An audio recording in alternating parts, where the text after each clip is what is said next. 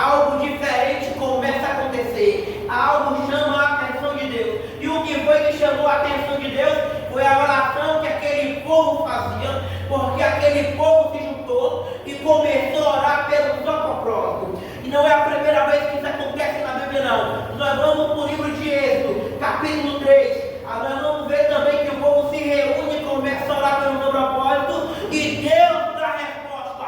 No livro de Esté, capítulo 4, versículo 16, o povo também se une pelo seu propósito, e Deus dá a resposta exatamente. Se só uma pessoa só orando, Deus já escuta. Imagina mais de uma. Glória a Deus. Toda vez que o povo de Deus se reunia e clamava pelo seu propósito, Deus dava a resposta. Aleluia. Em Atos capítulo 12, Pedro foi solto. No livro de Êxodo, capítulo 3, Deus enviou Moisés para ser o libertador do povo. Em Esté, capítulo 4, versículo 16, Deus também deu resposta, não é diferente. Então acredite, igreja, não é mais tempo de igreja ficar separada, de igreja ficar achando que um é maior que a outra, ministério menor, ministério é maior, ministério mesmo tamanho, ministério maior do tamanho. Não é tempo disso. É tempo da igreja se juntar, colocar os dois joelhos no chão e esquecer a rivalidade ministerial, e esquecer qual igreja ganha mais, qual igreja ganha menos, qual igreja tem mais público. Esquecer isso. Sabe qual é o tempo? É o tempo da igreja se unir, é o tempo das igrejas se juntar e largar esse negócio de placa de igreja, porque placa de igreja nunca levou ninguém para o céu, porque placa de igreja nunca vai levar ninguém para o céu. O que vai levar você para o céu é a sua fidelidade. Então esquece placa de igreja, então esquece nome de ministério e começa a colocar teus joelhos no chão, porque nome de ministério não vai te dar vitória, tamanho de igreja não vai te dar vitória. O que vai te fazer vencer é a tua oração. Glória a Deus. O que vai te fazer chegar lá é a tua oração. Entende? É a tua oração que vai te fazer chegar lá. Mas vai ter momentos que tu vai orar e parece que não vai chegar a resposta. Porque eu vi uma frase muito importante esses dias. O professor, na hora da prova, ele se cala. Na hora da prova, o professor não fala mais nada. Ele passou o bimestre inteiro ensinando o assunto, mas no momento da prova ele não pode mais dizer nada.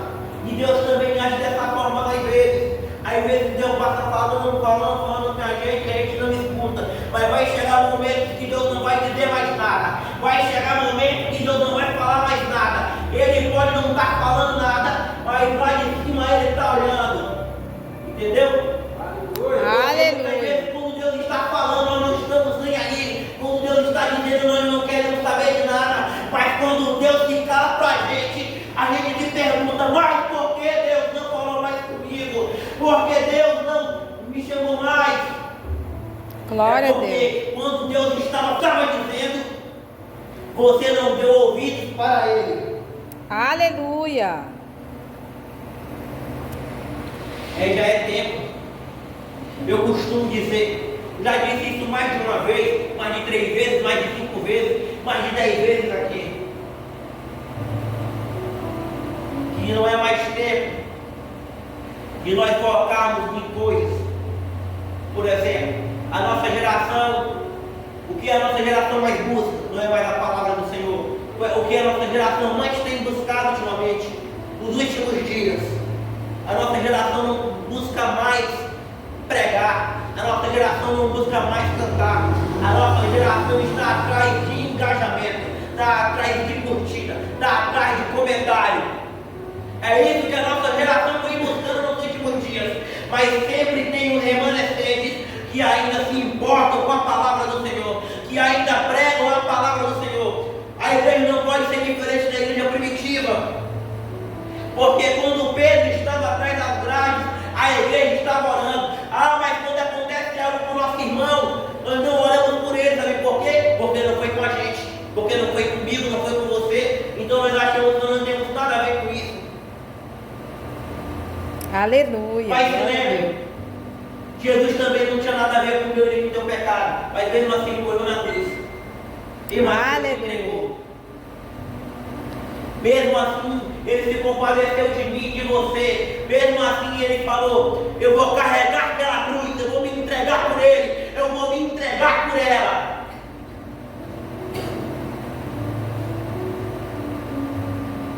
Foi assim que aconteceu. Jesus não tinha nada a ver com o meu pecado, nem com o teu pecado. Porque isso ele não tinha. Quem era pecador era eu e você. E o que ele fez?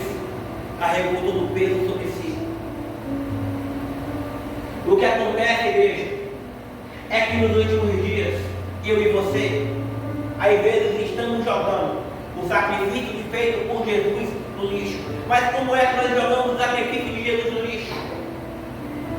Quando nós deixamos de vir para a igreja para fazer coisas ruins, quando nós deixamos de ler a palavra do Senhor, porque nós estamos distraídos de outras coisas, quando nós deixamos de orar, nós estamos trocando Jesus. Assim como Judas trocou Jesus por 30 moedas, quando nós trocamos Jesus por outras coisas, nós também estamos fazendo o mesmo que Judas fez. Glória a Deus.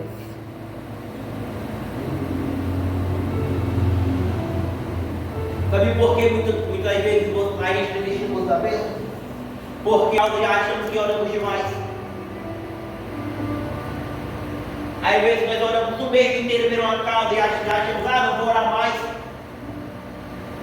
Não vou orar mais, não vou parar de orar por isso. Deus me deu resposta. Mas eu acho que você já leu o livro de Provérbios, capítulo 3. Quem conhece a Bíblia sabe que Salomão escreve dizendo: há tempo para tudo, e tudo é no tempo do Senhor. Então nós temos que entender que não é do jeito que eu quero, não é o jeito que você quer. Então coloca na sua cabeça e pensa assim: não é da forma que eu quero. O mundo não gira em torno de mim, o mundo não gira em torno de você. Aleluia. Se ele fazer amanhã, ele é Deus. Se ele fazer hoje, ele é Deus. E se ele não fazer, pregador, é Deus do mesmo jeito. Às vezes, vai ser obrigado certas situações acontecerem para a igreja começar a orar. Às vezes vai ser obrigatório Deus fazer alguma coisa para a igreja começar a orar, para a igreja começar a clamar, para a igreja começar a buscar. Vai ser obrigado. Porque se aquela escravidão não acontecesse, o povo não tinha se juntado para orar. Se não tivesse tramando contra Mardoqueu no capítulo 4, versículo 16, o povo não ia jejuar.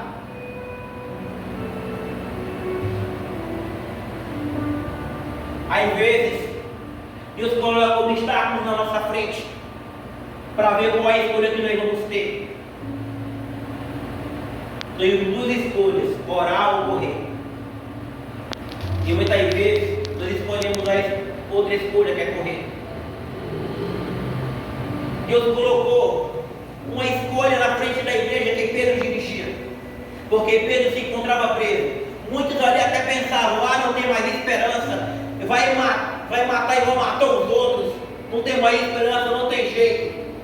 Mas a igreja primitiva estava com a presença de Deus em dias.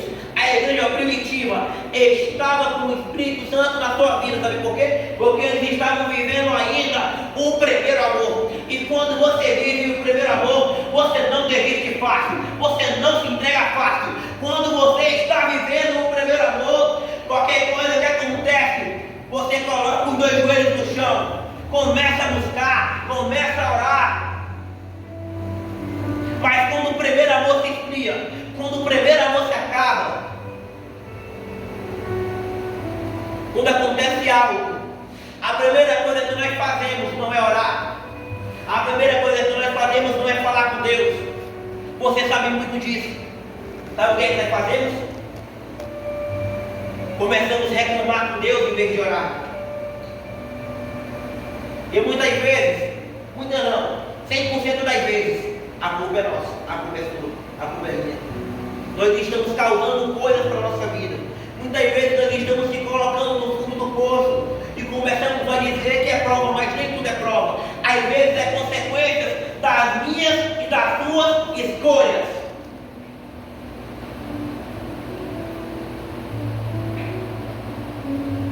Aleluia. Sabe o que é engraçado de olhar para a Bíblia e olhar para os dias de hoje? Tinha Herodes prendendo, tinha os judeus apedrejando, tinha os fariseus condenando, e mesmo assim a palavra era pregada. E hoje aqui no Brasil, quem te impede de pregar? Quem te proíbe de pregar? Ninguém, né? E por que às vezes você não está pregando? E por que às vezes você não está cantando? Ah, tenho medo de multidão. Já imaginou que o pregador que ganhou você para Jesus tivesse medo de multidão também? Como é que seria? Entenda. Já imaginou? Então eu quero, igreja, que vocês compreendam essa noite. Eu quero que vocês guardem para vocês e compreendam de uma forma que já é tempo de colocar os joelhos no chão. Algo está me incomodando, ora. Algo está difícil, ora. Estão me caluniando, ora, rapaz. Aleluia, Jesus. Se nós Glória a olharmos Deus. no livro de Neemias, quando Neemias decide levantar Jerusalém, acontece que se levanta dois homens, Sanbalate e Tobias. Eles inventaram fofoca, escreveram cartas, ameaças. Mas Neemias não se preocupou com isso, sabe por quê? Porque a oração de Neemias estava em dias. Aleluia, A glória a oração Deus. de Neemias estava em dias. Qualquer coisa que vinha para o lado de Neemias, ele estava com os joelhos no chão. Se levantou até falsa profetisa para profetizar contra. Mas quando você é um crente que ora, mas quando você é um crente que anda praticando oração em dias, falsa profecia não te abala. Fofoca não te Aleluia, abala. glória a Deus. Fugir não te abala. Mentira não te abala. Sabe por quê? Porque essa oração está em dias.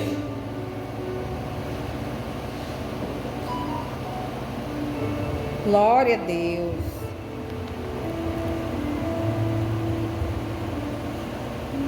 Muitas vezes nós se preocupamos com alguns tipos de coisas, com alguns tipos de situações, porque não estamos orando. Se nós olhamos para a Bíblia, o que causou Ana orar foi Penina. Se Penina não provoca Ana, Ana não ora. E se Ana não ora, não gera milagre. Então é isso que eu quero dizer. Às vezes vai ter situações acontecerem na sua vida. Às vezes Deus vai forjar situações para você começar a orar, para você começar a buscar. Se Penina não provoca Ana, Ana não ora. E se Ana não ora, não gera milagre. Então é por isso que eu digo para você nessa noite, igreja, tem certas situações que está acontecendo na sua vida, que é para você orar mais, que é para você clamar mais, que é para você descer a casa do oleiro mais vezes, Aleluia. que é para você buscar mais.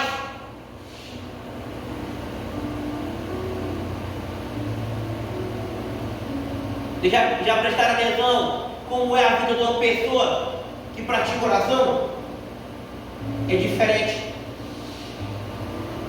Primeiro, uma pessoa que ora não se preocupa com as afrontas do inimigo. Segundo, Aleluia. uma pessoa que ora não tem tempo para fazer fofoca. Terceiro, uma pessoa que ora, qualquer situação que acontece, ela já está de joelhos no chão. Glória a Deus. Tem uma frase que é o seguinte: para de bater cabeça e começa a bater joelho. Aleluia, glória a Deus.